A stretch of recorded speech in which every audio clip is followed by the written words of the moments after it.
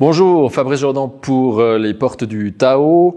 Bienvenue dans cet Astro Tao du mois de juin. Alors pour ceux qui nous rejoignent en cours de route et qui savent pas ce que c'est en fait l'analyse de l'énergie du mois et aussi, surtout, comment on l'utilise en termes de pratiques simples en fait comme positionnement pour ce mois.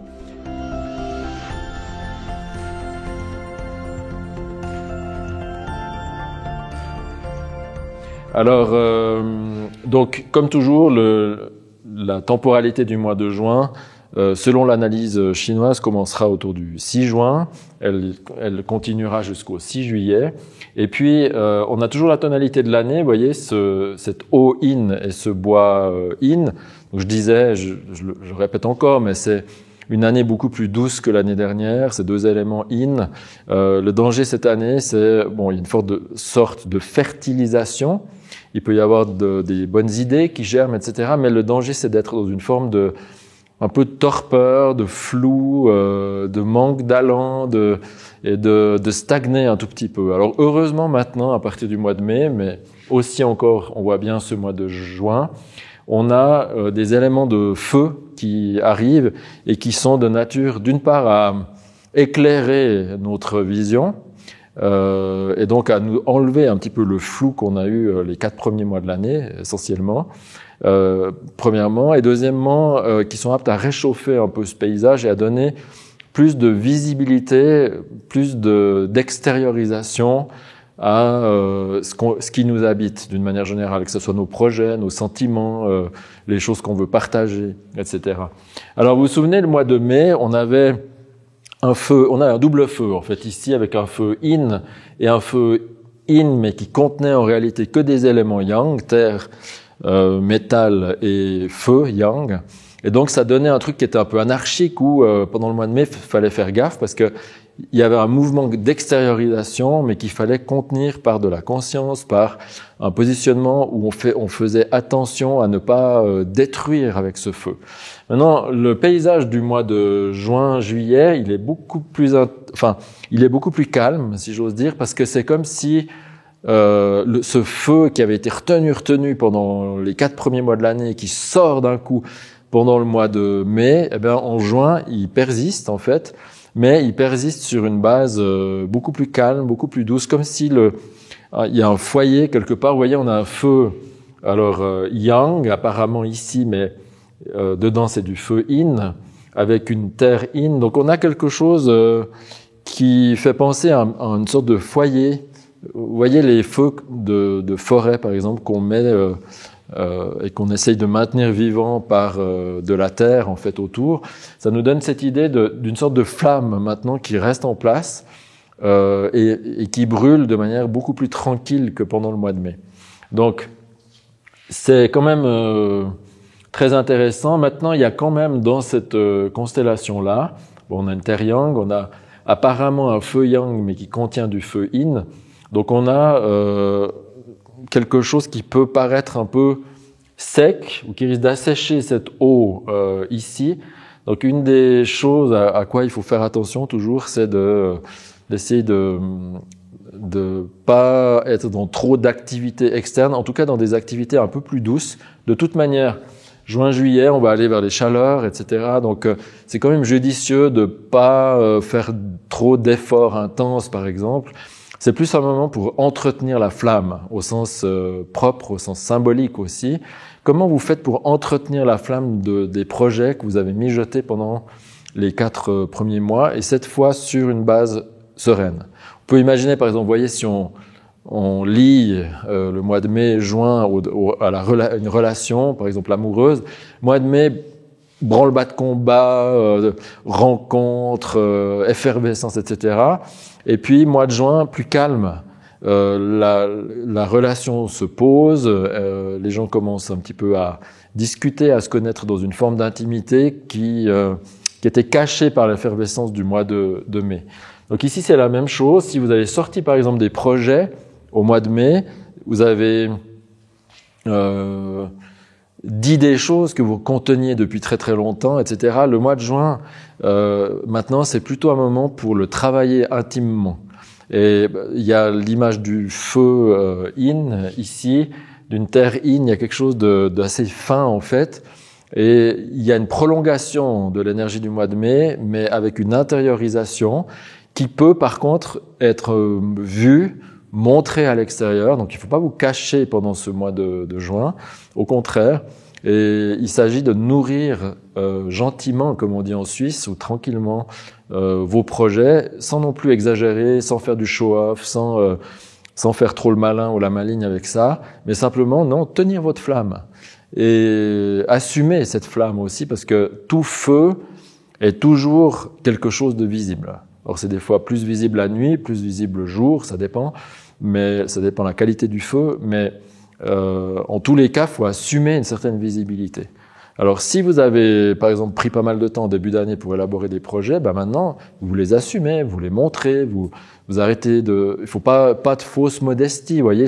C'est quelqu'un, un feu in comme ça établi sur une montagne, c'est un feu qui peut se voir d'assez loin, hein. C'était comme ça d'ailleurs qu'on avertissait les gens. Vous avez peut-être vu dans le Seigneur des Anneaux comment dans l'Antiquité, les gens s'avertissaient d'une colline à l'autre, en fait. Donc c'est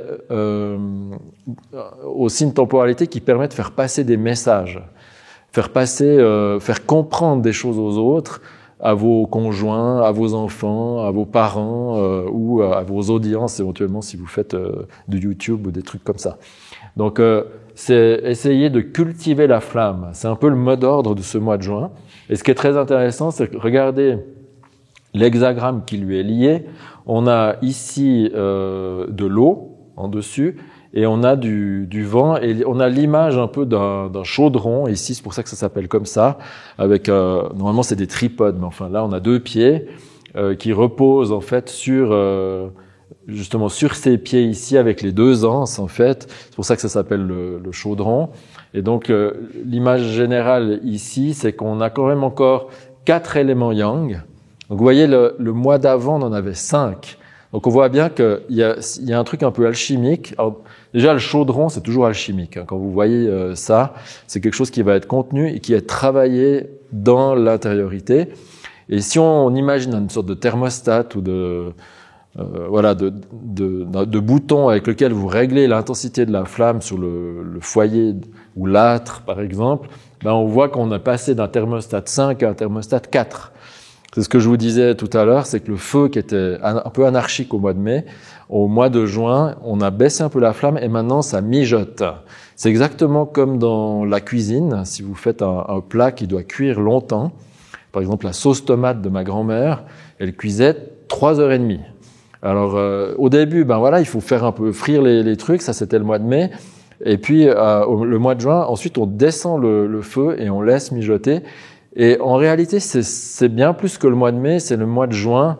C'est ces 3 heures où ça mijote qui va donner l'âme de la sauce tomate.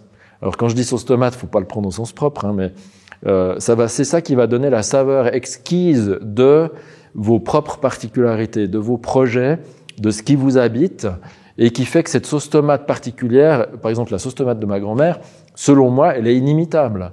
Mais c'est ma grand-mère, évidemment. Donc, je suis sûr que vous avez tous des grands-pères, des grands-mères qui ont des trucs à eux, et vous aussi, vous avez votre propre sauce secrète, et qui est inimitable à sa manière, pour peu que vous preniez le soin, en fait, j'allais dire un peu, tout l'amour qu'on a dans ce qu'on fait, il est mis dans ce mois de juin, et c'est ça qu'on partage avec les autres. Si vous arrivez à mettre ça dans vos projets, peu importe ce que c'est, et que vous mettez le cœur et l'amour et vous avez la patience de laisser mijoter dans ce chaudron, de maintenir la flamme tranquillement, il n'y a pas besoin d'en faire des tonnes, eh bien, quand les gens goûteront à votre plat, à ce qui aura mijoté dans ce chaudron, c'est là qu'ils s'exclameront « j'ai jamais mangé un truc aussi bon que ça ». Et pourquoi? Parce que simplement, vous aurez pris du soin, vous avez mis du soin dans ce que vous vouliez présenter, il n'y aura pas eu de précipitation non plus, et c'est le juste moment pour tout à coup que les gens puissent apprécier ce que vous aurez produit, et simplement aussi vous appréciez vous à votre juste valeur. Et on enclenche comme ça des cercles plutôt vertueux. Vous voyez, nous on donne, on met notre cœur dans ce qu'on produit. Et en général, c'est quelque chose qui touche les gens bien au-delà de toute rationalisation, parce que ça va parler droit au cœur et ça donne envie aux gens de nous rendre. Et comme ça donne envie aux gens de nous rendre, nous, on a l'impression qu'on est aimé, et donc on a encore plus envie de mettre du cœur, et c'est encore mieux reçu, et ça enclenche des cercles où en fait, qui sont en plus, peuvent s'étendre autour de nous, et qui font que comme des ricochets sur l'eau, on engendre des cercles vertueux autour de nous. Donc voilà, souvenez-vous peut-être de cette image, voilà l'image de la pratique pour ce mois de juin, et puis on se retrouve pour nous au début juillet. Je vous rappelle juste, si jamais ça vous a aidé, ce que je viens de dire, si ça vous a plu, de ne pas oublier peut-être de liker la vidéo, là, il y a sur le petit glis-glis qui va s'afficher, éventuellement de mettre un commentaire. En fait, quand vous faites ça, c'est un tout petit peu d'énergie, parce que même si vous faites que ça avec la souris, vous mobilisez votre bras, vous mobilisez votre volonté, vous envoyez un petit clic, là, évidemment ça a l'air de rien, c'est de l'énergie. Et c'est de l'énergie que vous nous rendez et qui permet au système aussi de continuer à circuler. Donc je vous remercie par avance. Les commentaires aussi, c'est toujours sympa de voir que ce qu'on fait a une forme d'utilité. Et puis ça me donne parfois des idées pour la vidéo suivante aussi. Donc si vous avez la gentillesse de faire ça, je vous en suis reconnaissant. Dans tous les cas, on se retrouve, en tout cas moi je vous retrouve le mois suivant, si tout va bien. À tout bientôt.